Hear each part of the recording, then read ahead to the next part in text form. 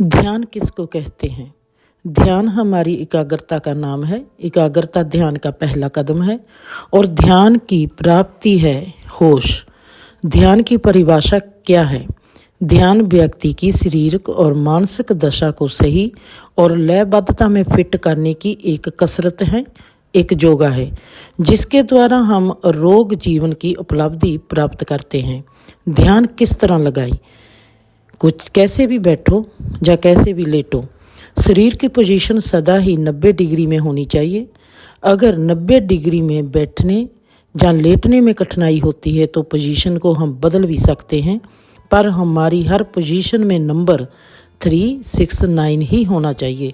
जैसे कि हम 60 डिग्री का उपयोग कर सकते हैं, 45 डिग्री का उपयोग कर सकते हैं और 180 डिग्री का उपयोग भी कर सकते हैं। ध्यान की विधि में 3, 6, 9 डिग्री का उपयोग करना क्यों जरूरी है? जहाँ कहें कि ध्यान में हमारी पोजीशन क्या होनी चाहिए। ये हमारी धरती की ऊर्जा का जो बहाव है और जो डिजाइन है ये 9 डिग्री पर आधारित है। जब हम भी वैसी ही पोजीशन को अपनाते हैं तो हमारे में भी ऊर्जा का बहाव सीधा और साफ बहने लगता है। ध्यान की मूल पोजीशन को हम कैसे तैयार करें? आराम से सीधे 3, 6, 9 की डिग्री पर बैठना है या लेट जाना है। गहरी गहरी सांसों को लेना है और सांसों को देखना है। फिर हम खुद में महसूस करेंगे, जिसके दौरान हम अपनी आँखों को खुद ब खुद बंद होते भी देखेंगे। अब धीरे धीरे अपने शरीर को स्कैन करना है। शरीर की हर गतिविधि को ध्यान से देखना है। उसके बाद हम खुद के विचारों को देखने लगते हैं। जब भी हमारा मन भटकने लगेगा तो उस भटकना को सिर्फ देखना जरूरी है। ये भटकना हमको किस तरफ लेके जा रही है और ये भटकना क्या है। अब जब हमारे में चुप का दाखला होने लगेगा तो आराम से चुप को देखना फिर शुरू कर देना है।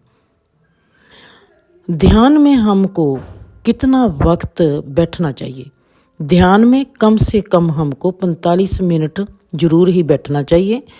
अब हमने देखना है कि सही ध्यान हम किसको कहेंगे। सही ध्यान वही होता है जिसको करने के पश्चात हमारे जीवन में खुशहाली आती है। जैसे हमारे सिर में दर्द उठता है और हम मेडिसिन लेते हैं तो दर्द गायब हो जाता है, ठीक वैसे ही सही ध्यान से हमारे जीने में खुशी, शांति, हल्कापन और बेफिक्री का दाखिल होना जरूरी होता है।